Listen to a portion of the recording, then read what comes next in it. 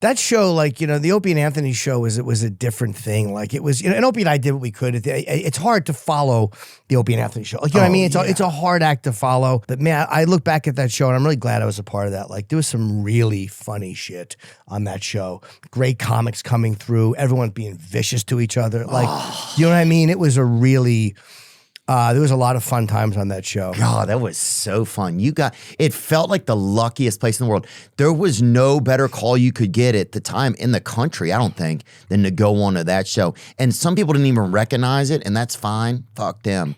But to go in there and sit in there with guys, DeStefano, Sherrod Small, Pete Davidson, Mark Norman would be in there, just like everybody. Vic Henley, like just all those guys, man. That was magical. It was fun, and it was you would see your friends.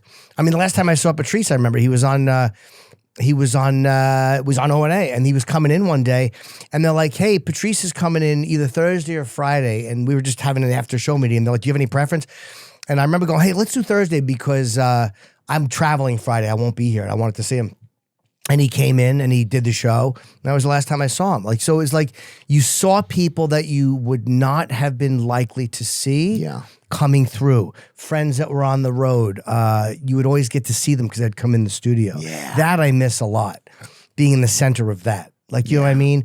And, you know, everyone headlines, so you don't see your friends anymore. You probably go years without seeing guys that you like. Totally. But, you know, there, I would see guys come through. And, yeah, man, I love those days a lot. It was special. Yeah, I felt like it was.